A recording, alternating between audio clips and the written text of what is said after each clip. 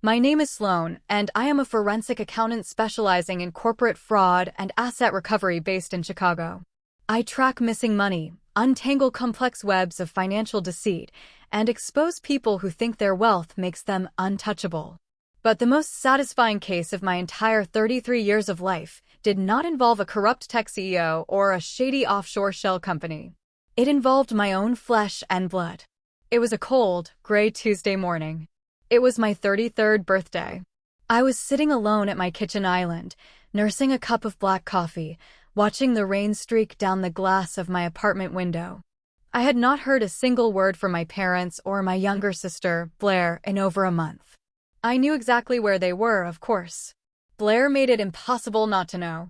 For the past week, my social media feeds had been flooded with her perfectly curated photos from a luxury ski resort in Aspen, Colorado.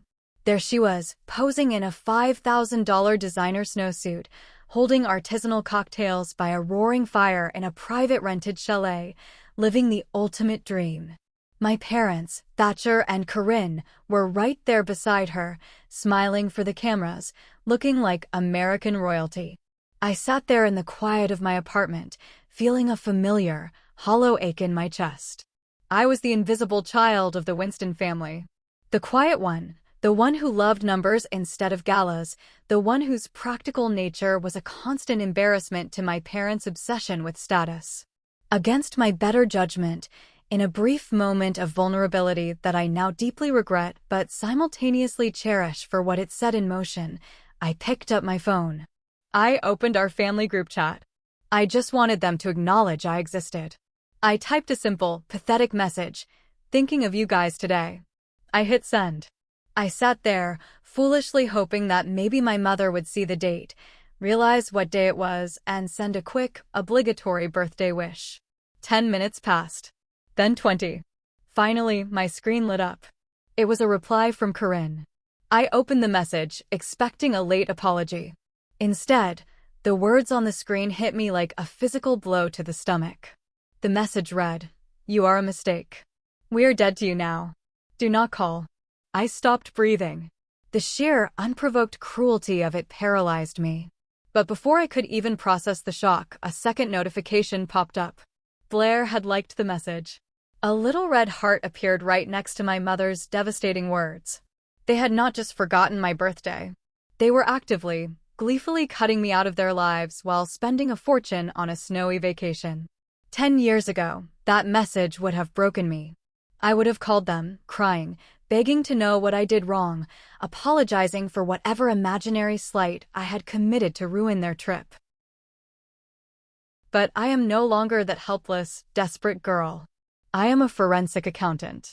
And I had a secret they were entirely unaware of. The sadness evaporating from my chest was replaced by a cold, sharp clarity. I stood up from my kitchen stool. I walked down the hall to my home office. I bypassed my dual-monitor workstation and knelt in front of the heavy steel safe bolted to the floor in the corner of the room. I spun the dial, entering the combination, and pulled open the heavy door. Inside rested a thick, leather-bound legal binder. It was the original charter for the Winston Family Trust. My grandfather, a ruthless but brilliant industrialist, had always seen right through my parents' facade. He knew their reckless, uncontrollable spending and their desperate need to appear wealthy would eventually bankrupt the family line. Before he passed away, he restructured his entire estate. He did not leave the fortune to Thatcher. Instead, he made my parents temporary proxy beneficiaries, granting them a massive monthly allowance to sustain their illusion of grandeur. But he added an ironclad, non-negotiable stipulation. The very moment his eldest granddaughter turned exactly 33 years old, that temporary proxy period would terminate irrevocably. I would automatically become the sole legal trustee. I would gain absolute, unquestioned control over every single bank account, investment portfolio, and real estate asset bearing the Winston name. My parents thought they had buried this document. They assumed a quiet, boring accountant would never dig into the complex legalities of probate law and offshore trusts. They underestimated me. I carried the heavy binder back to the kitchen island and opened my laptop. I navigated to the private wealth management portal of the Swiss bank that held the primary funds. I used the administrative credentials I had legally secured and verified months ago in silent preparation for this exact morning. The dashboard loaded. The screen displayed a staggering liquid balance of over $50 million. Right below that massive number was a live, scrolling feed of their recent transactions. $4,000 at a luxury boutique for Blair. $800 for a steak and caviar dinner. $12,000 for the chalet rental. They were bleeding the estate dry, spending money that technically, as of midnight last night, belonged entirely to me. Curran's message glared at me from my phone screen next to the keyboard. You are a mistake. We're dead to you now. I let out a slow, steady breath. I navigated to the security and access settings of the trust. I found the module labeled Age of Majority Transfer. The system prompted me to confirm my birth date. I typed it in. The system then asked if I wanted to revoke all secondary access cards and freeze the credit lines linked to the previous temporary beneficiaries. I did not hesitate for a fraction of a second. I clicked yes. A final, glaring red warning popped up on the screen, asking for authorization to execute the financial freeze. I hit confirm.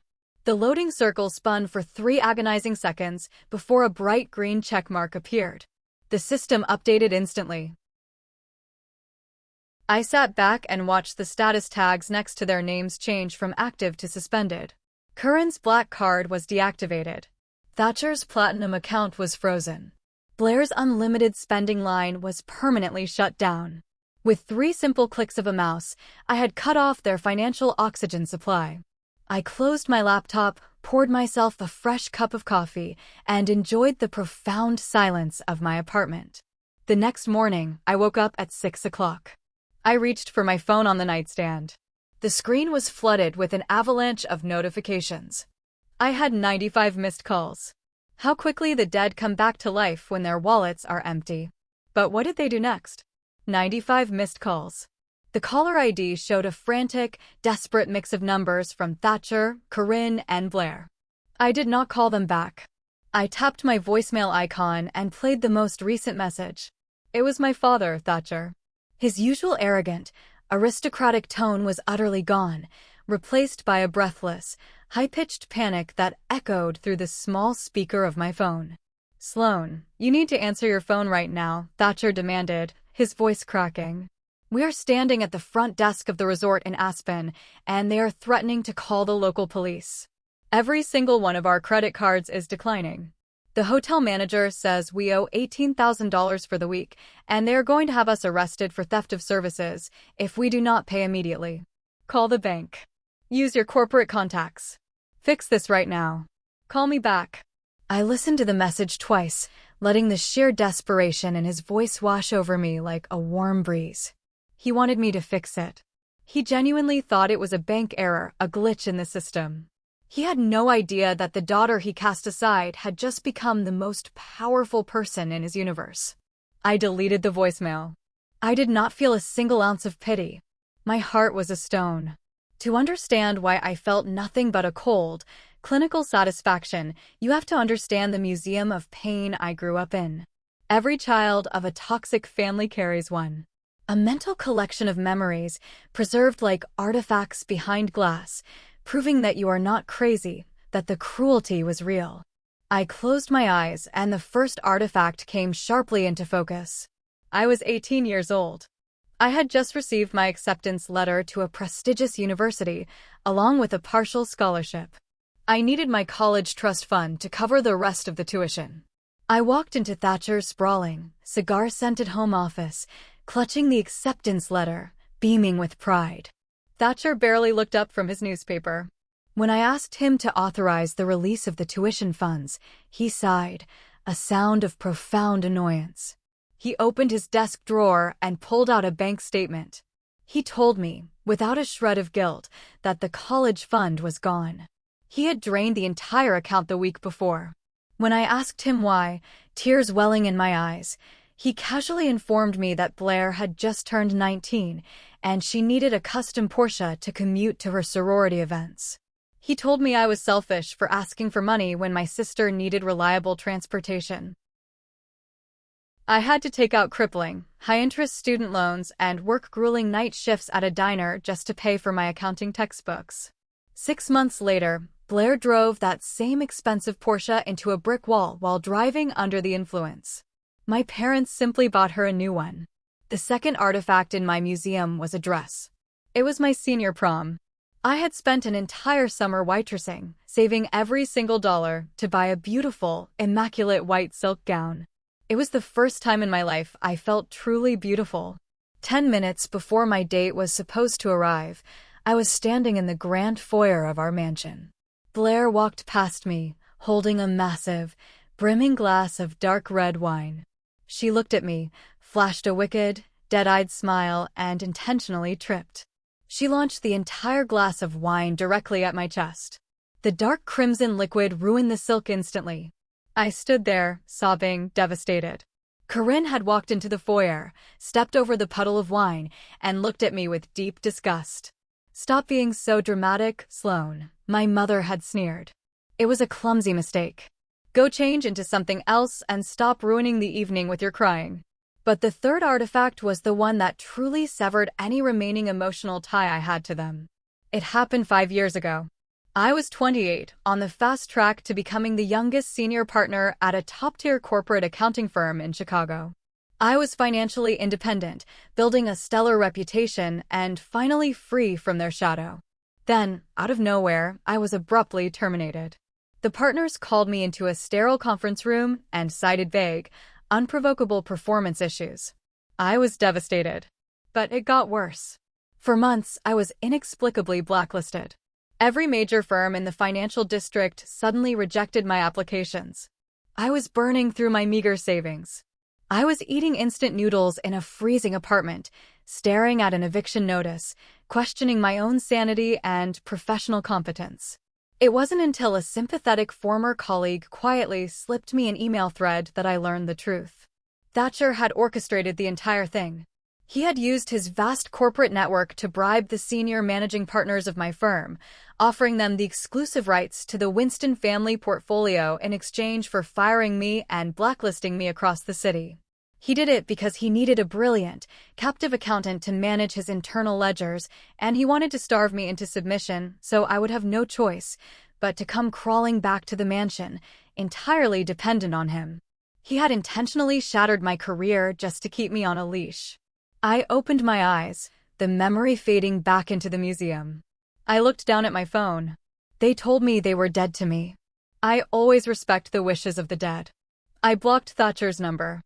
I blocked Corinne's number. I blocked Blair's number. I got dressed, went for a run, and enjoyed my Sunday. But people who have manipulated you your entire life do not simply surrender when you cut their puppet strings. They fight back, usually with more aggression, louder demands, and desperate public spectacles. I knew they had managed to pawn Corinne's diamond tennis bracelet to buy 3 economy-class tickets on a budget airline back to Chicago. I knew exactly what they were going to do next. They wanted to humiliate me. They wanted to break me. But when I walked into the sweeping marble lobby of my corporate building on Monday morning, wearing a tailored navy blue power suit, I was not the terrified girl they thought I was. I was ready for war.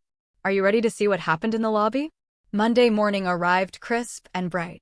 I swiped my security badge at the turnstile and made my way toward the private elevator bank of my firm. But as I rounded the corner into the expansive, sunlit marble lobby, my peaceful morning came to a screeching, violent halt. Standing right in the center of the polished floor, looking like a pack of cornered, rabid animals, were my father, Thatcher, and my sister, Blair. They looked horrendous. The reality of a cheap, red-eye economy flight had stripped away their pristine aristocratic glow. Thatcher's expensive tailored suit was hopelessly wrinkled, and his face was a dangerous, mottled shade of crimson. He was pacing back and forth furiously, terrifying the junior analysts walking past him. Blair stood nearby, her arms crossed tightly over her chest. Her designer ski jacket was stained, and her hair was a chaotic mess. She was clutching a cheap paper coffee cup instead of her usual artisanal latte, looking around the lobby with pure, unfiltered disdain. But they were not alone. Flanking my father was a man in an ill-fitting, cheap pinstripe suit, clutching a battered leather briefcase. I recognized him instantly. His name was Gideon. He was the sleazy, aggressive family lawyer my parents used to intimidate local contractors and bully small business owners. As soon as Blair spotted me walking toward the elevators, her eyes narrowed with pure hatred. She pointed a manicured finger directly at my chest, signaling to her father and the lawyer that the target had arrived. Thatcher turned. He did not care that we were in a professional corporate environment. He did not care about optics. He immediately began projecting his voice, making sure the executives waiting for the elevators and the reception staff could hear every single word. "There is the little thief," Thatcher yelled, storming across the marble floor toward me. "Call her managing partner right now. I want her arrested for federal wire fraud. She illegally hacked our accounts and locked us out of our own money." I felt the eyes of dozens of my colleagues turning toward us. Whispers erupted near the security desk. 10 years ago, this level of public humiliation would have sent me running for the exit in tears. My father had always weaponized public shame to keep me in line, to force my immediate compliance. But today, my heartbeat remained perfectly, flawlessly steady. I did not raise my voice. I did not flinch. I simply took a slow sip of my coffee, walked right past the stunned security guards, and gestured toward a soundproof glass conference room located just off the main lobby. "Step inside," I commanded. My voice was cold, flat, and carried a tone of absolute authority that caught Thatcher completely off guard. "Unless you prefer broadcasting your catastrophic financial ruin to the entire financial district. We can do this in front of my coworkers, or we can do it behind closed doors. Your choice." Thatcher clamped his mouth shut. The sheer confidence in my posture terrified him.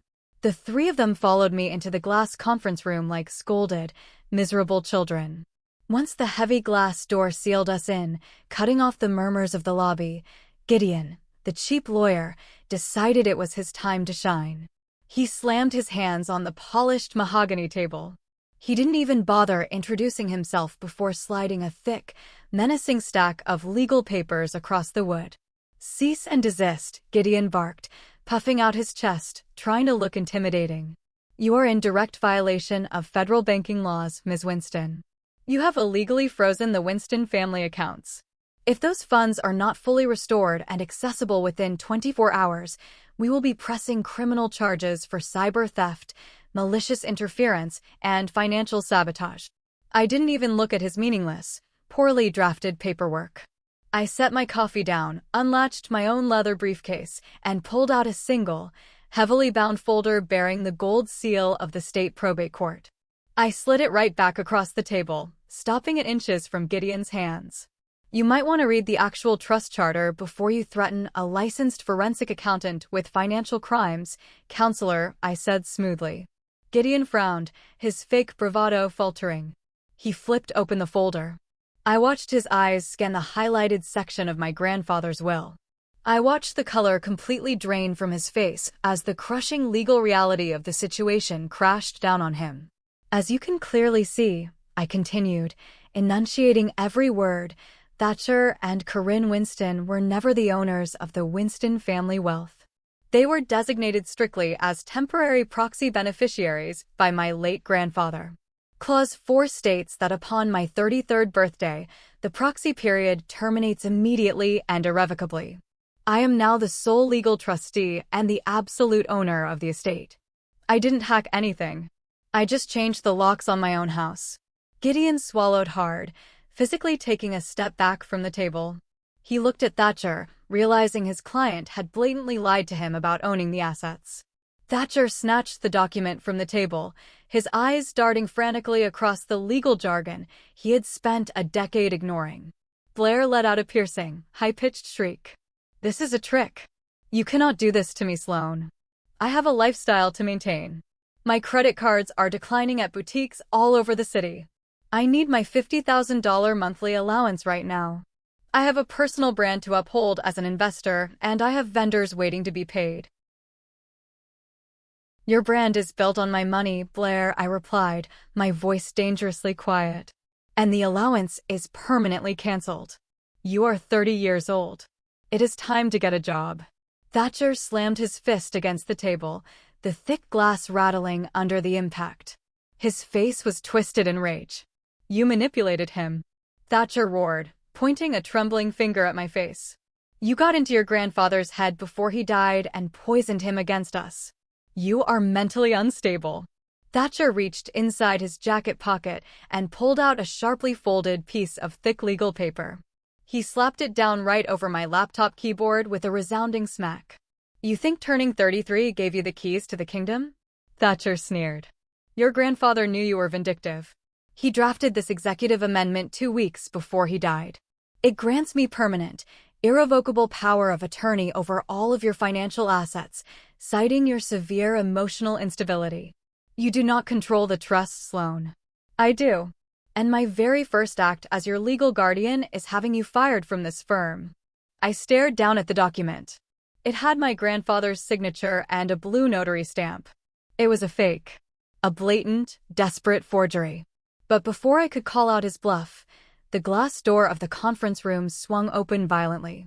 What happened next changed everything. The sudden noise of the heavy glass door swinging open made everyone in the room freeze. "You are not going to fire anyone, Thatcher." The deep, commanding voice came from the doorway. We all turned. Standing there was Desmond, Blair's husband. Desmond was a brilliant, hard-working African-American tech entrepreneur who had spent the last 3 years pouring his absolute soul, his blood, and his sweat into a new health technology software startup.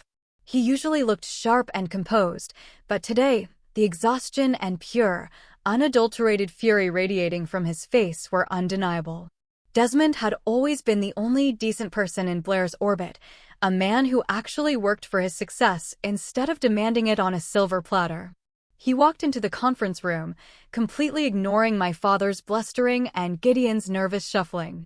He walked straight up to the table, his eyes locked entirely on his wife. Blair shrank back against the glass wall, the color rapidly draining from her cheeks. She knew exactly why he was there. Desmond held up his phone. The screen displayed an urgent red alert from his commercial bank. "Blair," Desmond said. His voice was terrifyingly calm, but it carried an edge that made the hairs on my arms stand up. "My chief financial officer just called me in an absolute panic. The $2 million wire transfer you promised to send this morning for my startup's critical seed round just bounced. The bank flagged it for insufficient funds. My investors are waiting in a boardroom right now. My entire company, everything I have built, is on the line today. What exactly is going on?" Desmond stood there, his chest heaving with exertion. He had the hollow, haunted look of a man whose entire world was collapsing around him. Blair had promised him the vital seed funding. She had played the role of the supportive, incredibly wealthy venture capitalist wife to absolute perfection. She attended his pitch meetings in designer suits, charming his developers with promises of unlimited capital. Now, the devastating truth was staring him in the face. Blair did not miss a single beat. The tears sprang to her eyes with terrifying, practiced speed. She lunged forward, grabbing Desmond by the arm and pointing a trembling, manicured finger right at my face.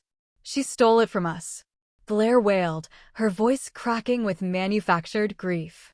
"Sloan hacked into my personal accounts this morning. She froze everything because she is jealous of our success. She is trying to destroy your company, Desmond. She wants to see us fail." Desmond gently but firmly detached his arm from her frantic grip. He didn't yell. He didn't immediately jump to defend his wife against the big bad sister. Desmond was a self-made man who respected hard work and absolute logic. He knew exactly what I did for a living. He looked at me, his dark eyes searching my face for any sign of malice or petty vengeance. "Sloan," Desmond said, keeping his voice carefully measured. "Tell me you did not illegally freeze the capital for my seed round. Tell me this is just a mistake." I did not raise my voice. I did not hurl insults at my sister. I simply reached out and swiveled my laptop around so the high-resolution screen faced Desmond directly. "I didn't freeze your seed round, Desmond," I said evenly, holding his gaze. "I froze her credit limit. Step over here and look at the actual trust ledger." Read the numbers for yourself.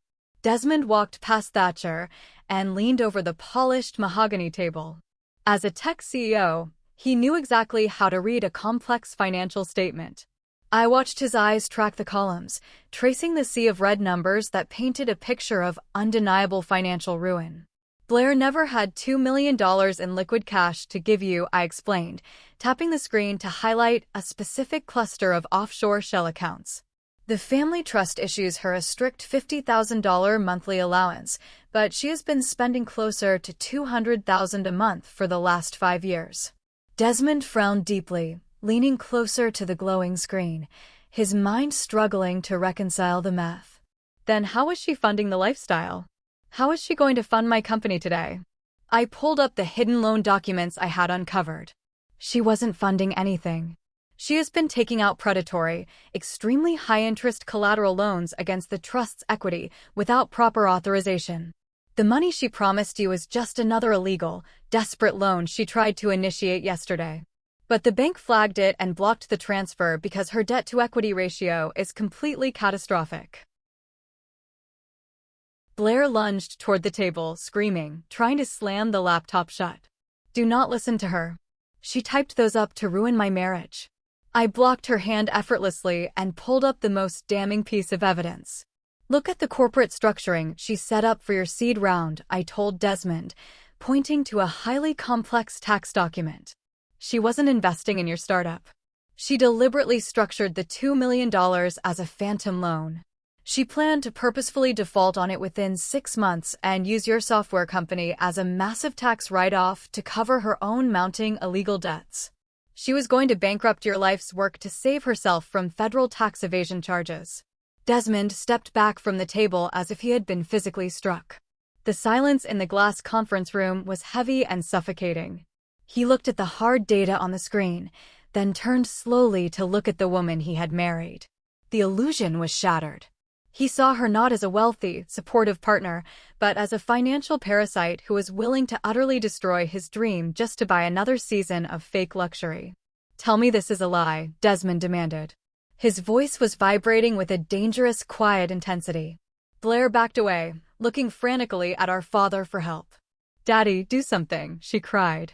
Desmond let out a harsh, bitter laugh. He didn't need her to confess. Her immediate deferral to her father was all the confirmation he needed. You lied to me for 3 entire years, Desmond stated finally. You were just waiting to use my company as a sacrificial lamb for your debts. We are done, Blair. We are completely, legally done. He turned his back on her, reached for the heavy metal handle of the conference room door, and walked out. The marriage was over right there on the spot. Thatcher realized his carefully constructed world was rapidly disintegrating. He could not lose control. He turned his wrath entirely on me, slapping the forged power of attorney document against my chest. He told me he was going to destroy my life. But that was just the beginning of the nightmare. Wait until you see what my mother did next. Thatcher's threat was not an empty one. He grabbed Blair by the arm, and the two of them stormed out of the glass conference room, followed closely by their sweating, terrified lawyer. I calmly packed up my laptop and walked back to my desk, my mind racing. I knew exactly what an emergency injunction based on a forged power of attorney meant. If a judge believed Thatcher's fake document for even a second, my access to the trust would be temporarily frozen while the court investigated. But I quickly realized that his legal threat was only the first phase of their attack. They were about to launch a full-scale psychological war. By noon, my phone began vibrating continuously on my desk. The notifications were not coming from my parents. They were coming from former high school classmates, distant relatives, and family acquaintances I had not spoken to in years. I unlocked my screen and saw a link to a Facebook video that had been forwarded to me a dozen times. I clicked the link. The video opened to show my mother, Corinne, sitting on the plush cream sofa in her designer living room back at the mansion. She was wearing a modest cashmere cardigan, clutching a tissue to her chest. She looked straight into the camera and began to weep, though her eyes remained entirely dry. I never thought I would have to make a video like this, Corinne sobbed to her audience, her voice perfectly modulated for maximum sympathy. But my husband and I are in fear for our safety. Our daughter, Sloane, is having a severe psychological breakdown. She has illegally hacked into our accounts and locked us out of our life savings, leaving us stranded and penniless. I watched the screen, my jaw tight. She has always been a troubled, deeply greedy child, Corinne continued, dabbing at her dry eyes. But her mental instability has now become dangerous. She is trying to steal the money my husband worked his entire life to save. Please, if anyone interacts with her, know that she is not in her right mind. We just want our daughter to get the psychiatric help she desperately needs. I watched the video twice, feeling a cold nod of recognition form in my stomach. This was the exact same tactic Corinne had used when I was 12 years old. Whenever Blair stole cash from my mother's purse to buy designer clothes, Corinne would hold a family meeting and blame me, telling everyone that I was a troubled child acting out for attention. She had gaslit our entire extended family back then, and now she was scaling up the operation to gaslight the entire city. The video already had tens of thousands of views. She had specifically tagged the members of her elite country club, ensuring the smear campaign hit the wealthiest circles of our community, including the high-net-worth clients my firm managed. Before I could even process a strategy to counter the video, my desk phone rang. It was Alistair, the senior managing partner and lead legal counsel of my forensic accounting firm. He asked me to step into his office immediately. When I walked into his spacious corner office, Alistair did not offer me a seat. He turned his computer monitor toward me. Corinne's tearful, lying face was paused on his screen.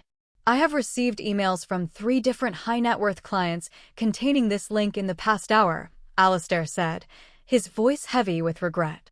Sloane, you are one of the most brilliant forensic accountants in this building. I know your family is notoriously difficult, but we manage the wealth of some of the most powerful people in Chicago. A senior auditor publicly accused of elder financial abuse, cyber theft, and severe mental instability is a public relations nightmare we cannot afford. I stood incredibly still, fighting the urge to defend myself emotionally. Alistair, the claims in that video are entirely fabricated. They are trying to cover up their own financial crimes. I have documented proof. I believe you, Sloane, he replied with a heavy sigh. But until this is resolved legally, optics dictate our actions. I am placing you on mandatory paid administrative leave, effective immediately. I need you to hand over your current case files and go home. I nodded slowly, realizing the true, malicious brilliance of Thatcher's strategy. My parents were not just trying to embarrass me. They were executing a calculated war of attrition.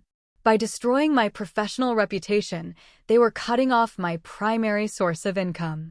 They wanted to drain my personal resources so I would not be able to afford the elite defense attorneys required to fight their forged injunction in civil court. They wanted to starve me out until I surrendered the trust. I packed my personal belongings into a small cardboard box and left the building through the back exit to avoid the whispers of my coworkers. When I arrived back at my apartment, the silence was deafening. But I did not waste time feeling sorry for myself. I walked straight into my home office, powered up my dual monitors, and opened my encrypted financial software. If they wanted a war over the accounts, they were going to get one. I began transferring the trust ledgers to a secure offline server to protect the data from any court-ordered freeze.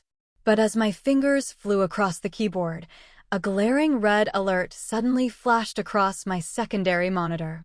A silent alarm I had coded directly into the trust's security infrastructure had just been triggered. Someone was attempting a brute force cyber attack on the grandfather's offshore accounts located in the Cayman Islands. The security log showed that the attacker was actively trying to bypass the two-factor authentication using my exact social security number, my mother's maiden name, and my childhood street address. They were answering security questions only a family member would know. I quickly deployed a tracing program, locking onto the source of the unauthorized access attempt. The digital footprint bypassed a clumsy virtual private network and pinged directly off a local internet service provider. I watched the geographic coordinates narrow down on my screen until the map pinpointed the exact location. The IP address belonged to the router in Thatcher's home office at the family mansion. My father was not waiting for a judge to grant his fake injunction. He was actively trying to hack into the offshore accounts to drain the cash before the court system even opened its doors. I did not sleep that night. I captured every packet of data, every failed login attempt from my father's IP address, and compiled the evidence onto a secure, encrypted flash drive. They thought they could break me. They had no idea what was coming for them in the courtroom the next morning. By the time the sun rose over the city, I was already dressed in a sharp charcoal gray suit, walking up the sweeping marble steps of the county courthouse. My father thought he could drain the offshore accounts before a judge even looked at his paperwork. He had failed. Now he was going to try and steal my legal authority right in front of a magistrate. The heavy oak doors of courtroom 4B swung shut behind me. Thatcher, Corinne, and Blair were already seated at the petitioner table. They had clearly spent the morning coordinating their outfits to look like the perfect, aggrieved, victimized family. Corinne wore a subdued pastel dress, dabbing at her perfectly dry eyes with a monogrammed tissue. Blair sat with her head bowed, playing the traumatized fragile sister. Thatcher sat tall, his chest puffed out, radiating an arrogant confidence that made my stomach turn. Flanking them was Gideon, organizing a stack of stolen narratives. I took my seat next to Alistair, my firm's lead counsel who had agreed to represent me personally despite my suspension. I slid the encrypted flash drive across the table to him. I whispered that Thatcher had spent the night trying to hack the Cayman accounts. Alistair did not even blink. He just slipped the drive into his pocket and nodded toward the front of the room as the judge entered. Judge Eleanor Vance was a stern, no-nonsense woman with decades of experience on the bench. She took her seat, adjusted her glasses, and immediately called for the petitioner to present their case for an emergency injunction. Gideon stood up, buttoning his cheap jacket. He launched into a highly rehearsed, emotionally manipulative performance. He painted a picture of a loving, supportive family utterly blindsided by a vindictive, unstable daughter. He dramatically waved the forged power of attorney document in the air. "Your Honor," Gideon proclaimed, his voice echoing in the quiet courtroom. The late Winston patriarch knew his granddaughter struggled with severe emotional volatility. That is exactly why, mere weeks before his tragic passing, he drafted this executive amendment. It clearly grants my client, Thatcher Winston, permanent and irrevocable power of attorney over all estate assets. We are simply asking the court to honor a dying man's final wish and stop this rogue accountant from destroying her own family. The lawyer handed the heavily sealed document to the bailiff, who passed it up to the bench. I watched my father smirk. I watched Blair literally do a little celebratory shoulder shimmy in her seat. They thought they had won. Judge Vance reviewed the paperwork in silence. The courtroom felt completely devoid of air. She traced the signature with her eyes, noted the blue notary stamp, and looked over her glasses directly at me. On its face, the judge stated firmly, "This document appears to be a legally binding, notarized amendment. Given the severity of the financial freeze, I am inclined to grant the temporary injunction to transfer fiduciary control back to Thatcher Winston, pending a full investigation." Thatcher let out a loud, victorious sigh. Corinne grabbed his hand, smiling tearfully. Alistair stood up slowly. He did not raise his voice. He did not object to the emotional slander. He simply picked up a thin manila folder and approached the bench. "Your Honor," Alistair said, his voice calm and lethal. "We do not contest that the document possesses a notary stamp. We contest the physical impossibility of its existence." The judge frowned. "Explain, counselor." Alistair handed the folder to the bailiff. "I ask the court to direct its attention to the specific notary commission number stamped next to the late Mr. Winston's supposed signature. You will see it belongs to a licensed state notary named Arthur Pendleton. In the folder, you will find certified records directly from the State Department of Licensing." Thatcher suddenly stopped smiling. He shifted his weight, his expensive chair creaking loudly. "Arthur Pendleton," Alistair continued, his voice echoing like a gavel striking wood, "did not complete his state certification exam, nor was he issued that specific commission number until 2 full years after the grandfather passed away.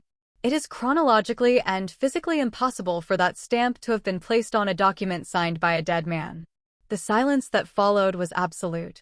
Judge Vance looked down at the state licensing record. Then she slowly raised her eyes to look at my father. The temperature in the room dropped 10 degrees. Gideon physically stepped away from Thatcher, stammering that he was only presenting documents provided to him by his client, desperately trying to save his own law license. Judge Vance slammed the forged document down onto her desk. "Injunction denied," she declared, her voice vibrating with pure judicial fury. "Mr. Winston, presenting a fabricated legal document to this court is a direct insult to the justice system and a Class D felony. I am immediately forwarding a full transcript of today's proceedings, along with this forged document, directly to the District Attorney's Office for criminal review." Thatcher's face lost all its color. He looked like a man who had just stepped off a cliff and finally realized gravity was real. The hearing was over. I gathered my briefcase and walked out of the courtroom.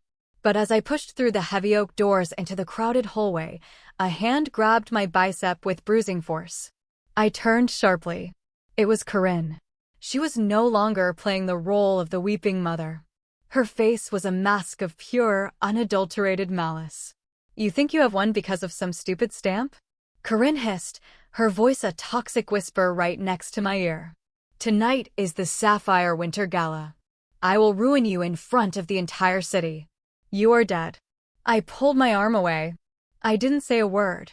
I went straight home and sat at my computer. I knew they were desperate. I knew they would try to hack me again. So, I didn't build a stronger firewall. I built a trap. I intentionally set up a dummy server, a honeypot, filled with fake, highly sensitive corporate documents, and I left the digital back door wide open. I poured myself a glass of wine and waited for the rats to take the bait. Thank you for watching this far. If you love Sloane's Strength, please comment, "I'm Win" below. This is our secret code. I will like and reply to any comment containing this keyword. The battle at the gala is about to begin, so stay tuned. Corinne's desperate hallway threat hung in the air for exactly 3 days before she attempted to make good on her promise. She wanted a public spectacle, and the annual Sapphire Winter Gala at the Plaza Hotel provided the perfect battleground. I could have stayed in my apartment. I could have hidden away from the elite social circles my family had spent decades cultivating. Instead, I chose to walk directly into the Lion's Den. I arrived at the grand ballroom wearing a custom-tailored, immaculate white silk designer suit. I walked down the sweeping marble staircase with my head held high, my posture projecting an undeniable, quiet authority. The room was a sea of black tuxedos and glittering evening gowns, filled with the city's most powerful financiers, politicians, and socialites. The air smelled of expensive perfume and aged champagne.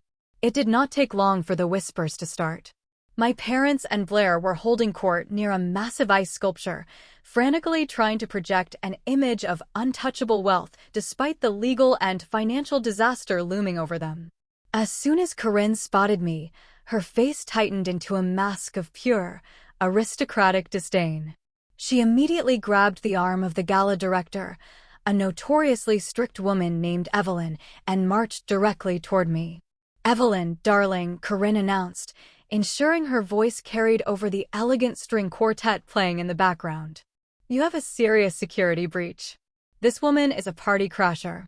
My daughter Sloane has been dealing with severe financial and mental instability. She certainly cannot afford a ticket to this exclusive event. You need to have her escorted out before she causes a scene and ruins the evening for your actual donors." Evelyn looked at me with immediate suspicion, gesturing for a nearby security guard. I did not break eye contact with my mother. I reached into my clutch and pulled out a heavy, solid gold card. I handed it to the director. "I am not a ticket holder, Evelyn," I said with a warm, steady smile. "I am the platinum corporate sponsor for tonight's charity drive. My firm wired the $200,000 underwriting fee yesterday morning. If Corinne feels uncomfortable standing near the event's primary benefactor, my security team can gladly escort her to the street."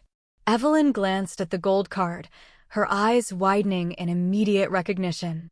She stammered a profound apology to me and shot Corinne a look of sheer disgust before quickly walking away.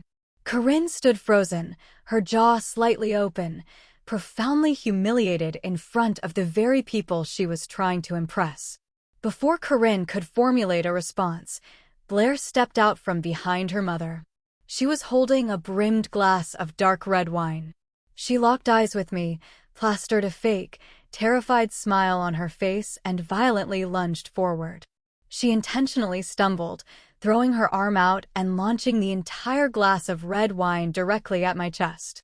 The dark crimson liquid splashed across my immaculate white silk lapel, instantly blooming into a massive, undeniable stain.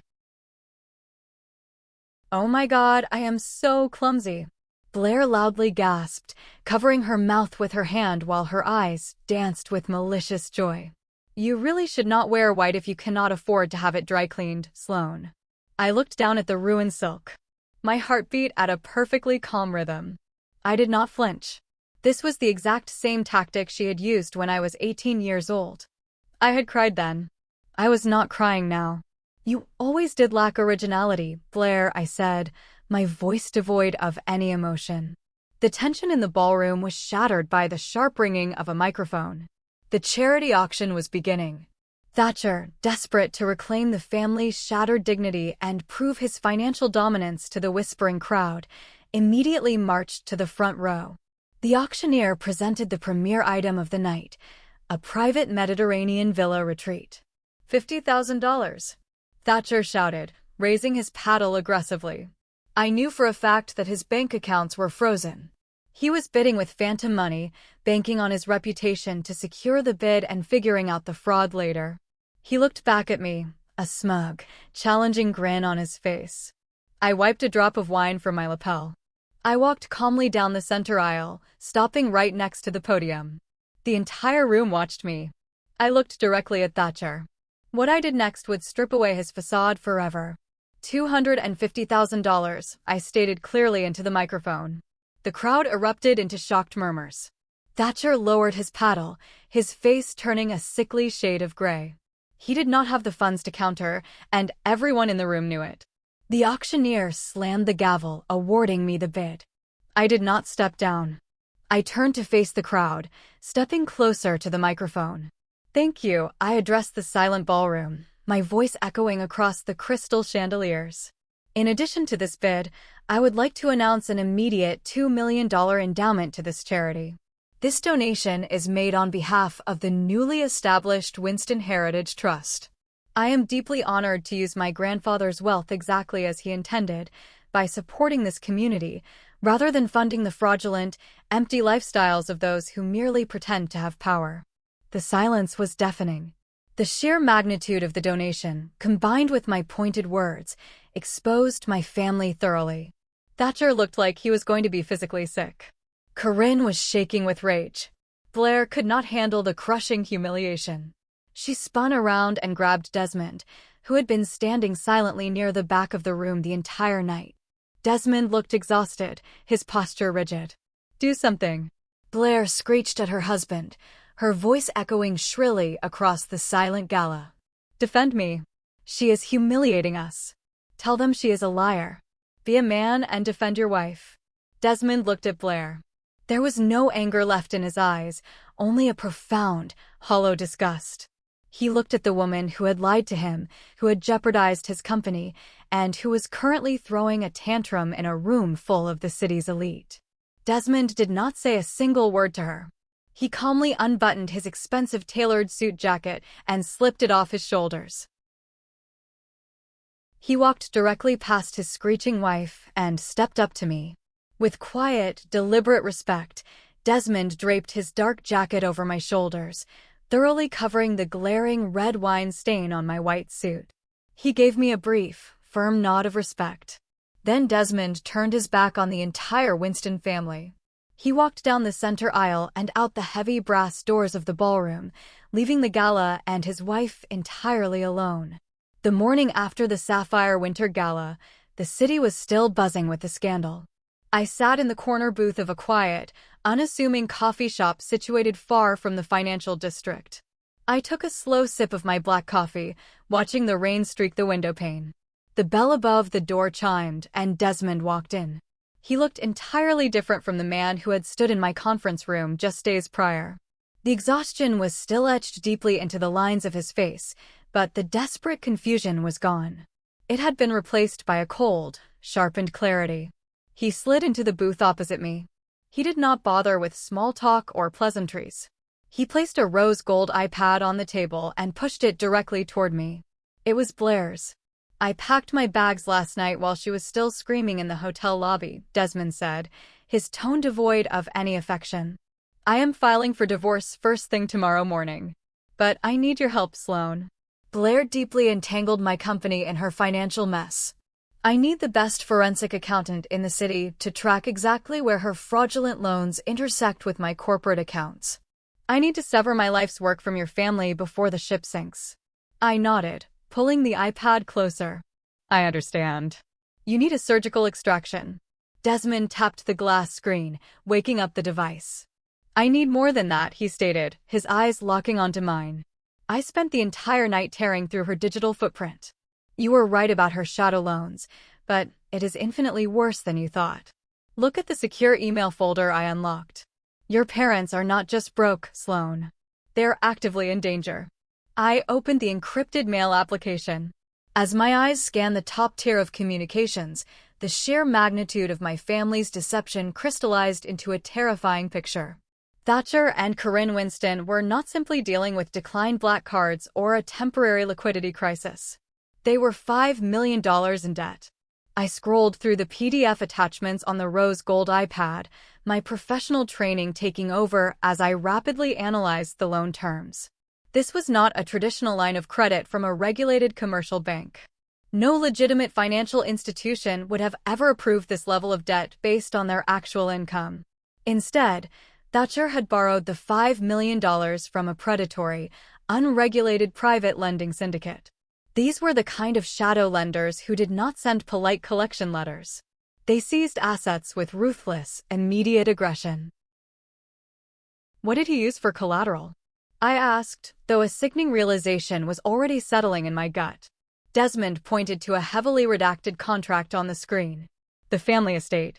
He leveraged the entire family mansion." I leaned back against the leather booth, processing the insanity of my father's arrogance. Corinne had just hosted a televised charity luncheon in that exact mansion last month, parading around her manicured gardens and boasting about generational wealth. All while a syndicate of loan sharks held the actual deed to the property. I traced the timeline of the emails, connecting the dates to my grandfather's rapidly declining health. It all made perfect, sinister sense. Thatcher had taken out the massive shadow loans 6 months ago to aggressively sustain their illusion of extreme wealth. He had banked everything on the certainty that he would retain permanent control over my grandfather's trust. Thatcher fully intended to use my inheritance to pay off the syndicate the moment my grandfather passed away. But my grandfather had outsmarted him. He had legally terminated the proxy period, naming me the sole irrevocable trustee. By freezing the accounts and locking Thatcher out, I had inadvertently severed his only lifeline. "Look at the final message in the inbox," Desmond said, his voice grim. It came through at 3 o'clock in the morning. I tapped the bolded subject line. It was a formal, chillingly brief notice of default. Thatcher had missed the massive balloon payment that was due 48 hours after my grandfather's death. Because the funds were not wired, the syndicate was activating the seizure clause. The email stated they were initiating an aggressive foreclosure process. They were giving Thatcher exactly 48 hours to vacate the premises before their recovery team arrived to physically lock down the estate. Corinne's tearful viral Facebook video from yesterday took on an entirely new, pathetic context. She had not just been trying to ruin my professional reputation. She was terrified. She was days away from being violently evicted from her prized mansion. She was desperately trying to force me to release the trust funds to save her social standing. "I am downloading all of this to a secure server," I told Desmond, quickly connecting a data transfer cable from my briefcase. "I will isolate your company's seed round from Blair's fraudulent cross-collateralization. You will have a clean financial defense for your divorce attorney by tomorrow afternoon." Desmond let out a long, shuddering breath, the tension finally leaving his shoulders. "Thank you, Sloan. I am sorry you were born into this nightmare." He stood up, gave me a respectful nod, and walked out of the coffee shop, leaving the wreckage of his marriage and the Winston family firmly behind him. I sat alone in the quiet booth, watching the data transfer complete. My family was entirely out of options. Their credit was gone, their reputation was unraveling, and their home was about to be seized by dangerous creditors. I closed the iPad and slipped it into my bag. Just as I stood up, my cell phone vibrated sharply against the wooden table. It was a text message from Thatcher. It was a message of pure, unhinged desperation from a man staring down the barrel of total destruction. I stared at the glowing screen, my blood turning to ice as I read his words. Meet me at the mansion alone, or I release the truth about who your real father is. I did not reply to his text. I grabbed my keys and headed straight for my car. He wanted to play dirty. I was going to bury him. The drive to the Winston estate took exactly 40 minutes, but it felt like traversing an entirely different reality. The imposing iron gates of the mansion were wide open. There was no security guard, no perfectly manicured landscaping crew, just a chilling silence surrounding the massive brick property. Knowing that a syndicate of shadow lenders was 48 hours away from forcefully seizing the estate cast a dark, pathetic shadow over the pristine columns. I walked through the heavy mahogany front doors without knocking. The house felt vacant. I found my father in his private study. The man who had spent my entire life projecting an image of untouchable corporate dominance was unrecognizable. Thatcher was slumped behind his desk, his tie undone, his expensive shirt wrinkled and stained with spilled scotch. He looked up at me with bloodshot, frantic eyes. The desperation radiating from him was palpable. He did not offer a greeting. He launched straight into his engineered psychological warfare. You never belonged in this family, Sloane, Thatcher sneered, his voice raspy and slurred. You always wondered why Corinne and I treated Blair differently. You thought it was just simple favoritism. You were wrong. I stood perfectly still in the center of the room. What are you talking about?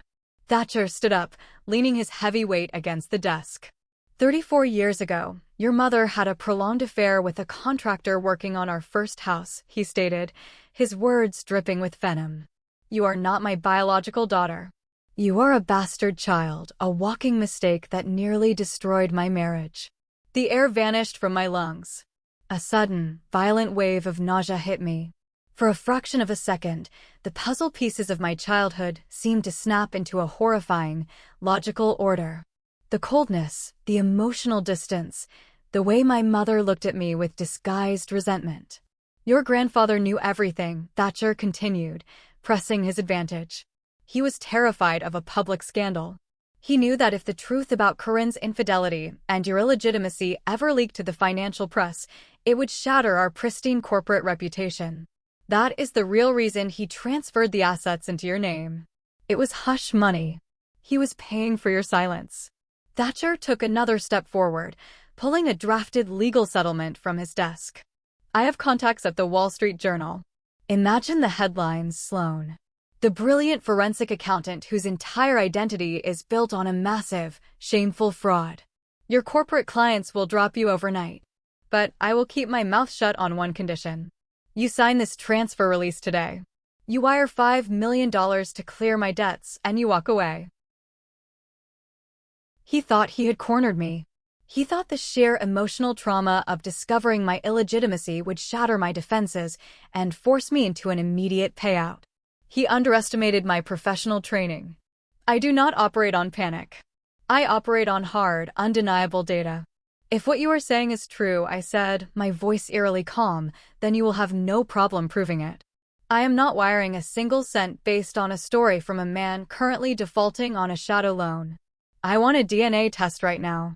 Thatcher laughed, a harsh, aggressive sound. Fine. Order the test, but my deadline for the money is tomorrow night. If the funds are not in my account by the time the sun goes down, I am making the phone calls. I pulled out my phone and called a private concierge medical service I frequently utilized for high-profile clients who required immediate, discreet genetic testing. I paid an exorbitant emergency fee to have a certified medical technician dispatched to the mansion within the hour. Thatcher and I sat in silence while the technician swabbed our cheeks and sealed the vials in tamper-evident packaging. I paid an additional premium for an expedited 24-hour rapid panel. I left the mansion and drove straight to my apartment. I spent the next 24 hours methodically preparing for the worst. At exactly 2 o'clock in the afternoon the next day, the notification chimed. I opened the encrypted portal. I downloaded the official laboratory report. I scrolled past the methodology, my eyes dropping straight to the final conclusion bolded at the bottom of the page. Probability of paternity, 99.99%. The air in my apartment felt freezing. I was not an affair child. Corinne had never strayed with a contractor. My grandfather had never paid hush money. Thatcher was my biological father. The sick knot of anxiety in my stomach instantly hardened into a core of terrifying rage. My father had looked his own biological daughter in the eye and fabricated a horrifying, emotionally devastating story about her own illegitimacy. He had tried to psychologically destroy my entire sense of identity for the sole pathetic purpose of extorting $5 million to pay off a mob debt. I slowly closed the laptop screen. Right at that moment, an alert flashed on my secure workstation. The honeypot server I had set up was currently being breached. The IP address pinging the server belonged to Blair's vacation house in the Hamptons. Blair was actively trying to hack my firm's fake files to frame me for cyber espionage. They wanted to play with federal laws. I picked up my phone and dialed Special Agent Callahan at the FBI Cybercrime Division. It was time to end this. I walked into the FBI field office in downtown Chicago less than an hour later. My attorney, Alastair, was already waiting. We were escorted into a windowless conference room where Special Agent Callahan was reviewing the preliminary incident report. I did not wait for him to ask questions. I placed an encrypted flash drive on the metal table. "I am not your suspect, Agent Callahan," I stated. "I am your cooperating witness, and this drive contains the exact blueprint of a federal cybercrime committed against my firm this morning." I walked him through the architecture of the honeypot server. I highlighted the IP address bouncing directly from the Winston family's vacation property, the unmasked MAC address of Blair's personal rose gold iPad, and the irrefutable keystroke logs. I explained how she bypassed the decoy security protocols to access dummy files, intending to frame me for corporate espionage. Agent Callahan leaned forward, his skepticism vanishing as he scrolled through the raw data. "This is a direct violation of the Computer Fraud and Abuse Act," he stated, his tone shifting to lethal professionalism. "This elevates the situation to federal wire fraud and cyber espionage." I nodded. "My family is currently $5 million in debt to an unregulated private lending syndicate. They have a 48-hour deadline before their primary estate is violently seized. They orchestrated this cyber attack to blackmail me into unfreezing my grandfather's trust. They're extreme flight risks." By dawn the next morning, the tactical operation was fully authorized. I drove to my family's affluent neighborhood, parking discreetly 3 blocks away. The morning air was crisp and silent. That elite silence was violently shattered by the arrival of 8 matte black federal SUVs. They rolled into the neighborhood in a tight, aggressive formation. Dozens of federal agents wearing heavy tactical gear swarmed the perimeter of the massive estate. The heavy mahogany front doors were breached with a tactical ram, the sound cracking through the quiet neighborhood like a gunshot. Neighbors wrapped in cashmere morning robes stood on their pristine lawns, their eyes wide with shock as the Winston family's carefully crafted illusion of superiority was publicly decimated. Corinne was brought out first. She was barefoot, screaming hysterically at the agents, demanding they release her. They ignored her entirely, securing her wrists tightly with heavy plastic zip ties and forcing her into an SUV. Blair was next. The malicious, arrogant girl was now hyperventilating, her makeup smeared down her face. Finally, Thatcher was hauled out. His face was a pale, sickly gray. He looked exactly like what he was, a cornered, fraudulent animal who had finally run out of runway.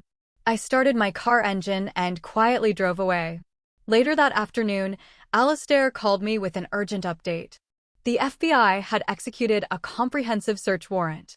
In Thatcher's private study, Hidden inside a steel safe, the agents had found a stack of handwritten accounting ledgers. Thatcher has been the treasurer of the elite country club for the past 10 years, Alastair said, dropping a devastating bomb. He has been systematically embezzling millions of dollars directly from the country club's employee pension fund. He was stealing the retirement money of the maintenance staff to secretly fund his bankrupt lifestyle. He is looking at 20 years for grand larceny and pension fraud. The federal magistrates set their bail at an astronomical sum. Stripped of their seized assets, they were forced into a cramped extended-stay hotel. But Blair had one final, desperate trick up her sleeve.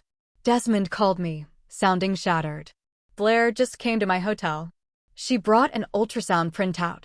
She was crying hysterically, begging me not to abandon our unborn child. She said the stress of federal prison is going to cause a miscarriage. I cannot let my baby be born behind bars, Sloan. I might have to pull the divorce papers and pay for her federal defense team.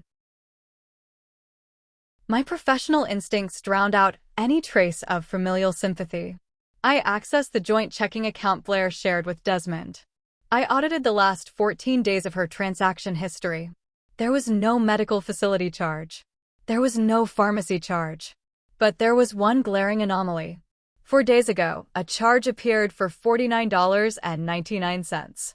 The merchant was J&J Novelties Incorporated. I ran the registry. It was a gag gift retailer specializing in highly realistic, customizable prank items. Right on their homepage was a product titled Premium Prank Ultrasound. Blair was not pregnant. She had actively purchased a forged medical document from a joke website to inflict severe psychological trauma on her husband, exploiting his fundamental decency to extort legal protection. I printed the digital trail and called Desmond to my office. I slid the transaction log and a screenshot of the gag gift website across the desk. "Read it," I commanded. Desmond stared at the highlighted $49 charge. The heavy, suffocating guilt drained from his face, replaced by a hardened realization. He pulled out his phone, permanently blocked Blair's number, and sent a message to his attorney to expedite the divorce proceedings to the maximum legal extent. "She is going to federal prison," Desmond said, his tone devoid of any pity. "And she is going entirely alone." With Desmond gone, the Winston family was left exposed to the syndicate and to me. The 48-hour deadline had expired. The shadow lenders were at the mansion. It was time for my final move. The shadow lenders did not serve formal eviction notices. They sent a specialized, aggressive physical recovery team.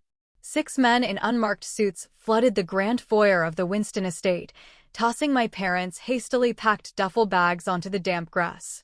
Heavy steel chains were wrapped around the brass door handles. My phone vibrated violently. It was Corinne. For the first time in my life, she was not using her manipulative tone. She was sobbing with raw, authentic terror. "Sloan, you have to help us," Corinne gasped. "They threw us out on the lawn. They chained the doors. We have nothing left. Please buy the house. Settle the debt so we can go back inside. We will do whatever you want. Just please do not let me become homeless." "I will handle the lenders," I stated simply, and ended the call. I did not wire a single cent to my parents. I contacted the managing director of the Shadow Syndicate, a dangerous man named Victor. I met him in a private dining room in the financial district. I offered to purchase the entire $5 million debt portfolio, including the deed to the estate, directly from his firm, paying a substantial premium to make it worth his while. Victor recognized my leverage instantly. If the federal government seized the property due to Thatcher's pension fraud, the syndicate would lose millions. He signed over the deed. The wire transfer cleared in 10 minutes. I walked out of the steakhouse holding the absolute, undeniable ownership of my family's legacy in a single manila envelope. I drove back to the estate. Victor's men had removed the chains and left. Thatcher and Corinne were frantically dragging their bags back inside, believing they had won. They thought I had blindly surrendered to their emotional extortion and wiped their slate clean. When Corinne spotted me in the foyer, she rushed forward, her face arranged in a mask of artificial gratitude. "I knew you would do the right thing, Sloan. I knew you would not let your own parents be thrown onto the street." I stood perfectly still on the marble floor. I opened the manila envelope and extracted a heavily stamped legal document. "I did not pay off your debt, Thatcher," I stated, my voice echoing coldly in the massive foyer. I stepped forward and pressed the document against his chest. "I purchased your entire liability portfolio. I am your new lender. I am the sole lien holder of the Winston estate. And since you are currently in catastrophic default, I am formally foreclosing on the property." The color drained from Corinne's face. She looked at the paper. It was a legally binding 30-day eviction notice. "You have exactly 1 month to vacate my property," I continued, relentless. "On the 31st day, I will not send shadow enforcers. I will send the county sheriff." The crushing reality crashed down on them. I had not saved them. I had masterfully trapped them legally. The final mediation took place a week later on the 42nd floor of a prestigious corporate law firm. I sat on one side of a long mahogany table with Alistair. Thatcher, Corinne, and Blair sat across from us, flanked by exhausted attorneys. A retired appellate judge served as the mediator. Thatcher tried to play the victim, begging for a stay on the eviction and a monthly stipend. He claimed I was destroying my family over a mere text message. I calmly opened my briefcase. "You honestly believe this is about a text message?" I asked, my voice dropping into a deadly quiet register. I placed a thick stack of documents on the table. It was never about the text message. It was about this. I slid offshore wire transfer receipts toward the judge. These detail massive payments made by Thatcher Winston to the managing partners of my former firm 5 years ago. He bribed them to fire me. I pushed a second folder forward. "And these are emails from Corinne, fabricating rumors about my mental stability to ensure no other firm would hire me. You orchestrated a conspiracy to shatter my livelihood so you could control my life forever." The silence in the glass-enclosed room was profound. The defense attorneys stared at the documents, realizing their clients had brazenly lied to them. "My offer for a settlement is 0, I announced. I pushed 3 legal binders across the table. Inside are my non-negotiable terms. You will sign a comprehensive waiver surrendering all claims to the trust. You will sign the quitclaim deed transferring the estate to me. And you will contact the United States Attorney's Office tomorrow and formally plead guilty to all federal charges." "And what do we get?" Thatcher's attorney choked out. "If you accept the federal plea deals," I replied softly, "I will not pursue civil litigation. I will not see you into oblivion for 5 years of lost wages and extreme emotional distress. I will let the federal government handle your punishment." Thatcher roared, refusing to sign. But the toxic family alliance had fractured. Blair, terrified of a lengthy prison sentence and knowing her fake ultrasound was in FBI evidence, reached across the table. She signed the waiver, betraying her father to save herself. Corinne, realizing her husband had no wealth left to protect her, followed suit. She signed the documents, turning her back on a 30-year marriage to avoid civil ruin. Left entirely alone, utterly stripped of his power, Thatcher's shoulders collapsed. He picked up the pen and, with a violently shaking hand, signed his empire away to the daughter he had tried to destroy. 6 months later, the Winston family's collapse was absolute. Blair was serving her federal probation by working the cash register at a fast fashion outlet in a dying suburban mall, reprimanded daily by teenage managers. Thatcher and Corinne were sentenced to thousands of hours of manual community service. Every Saturday morning, they donned bright orange safety vests, picking up fast food wrappers on the side of the interstate highway, arguing bitterly with each other in their inescapable prison of codependency. I did not move back into the mansion. Instead, I stood in the grand foyer on a bright morning, watching contractors secure a massive brushed steel plaque above the entrance. It read, "The Winston Foundation for Women's Financial Literacy." I had turned the house where my trauma was born into a sanctuary, offering free financial education to women escaping toxic family dynamics. I was giving them the exact safety net my grandfather had given me. True power does not come from family inheritance or social status. It comes from financial independence and the courage to set unbreakable boundaries. Do you think I was too cruel when I bought their house just to evict them? Let me know your thoughts in the comments below. And if you loved seeing justice served, don't forget to like and subscribe to the channel for more stories.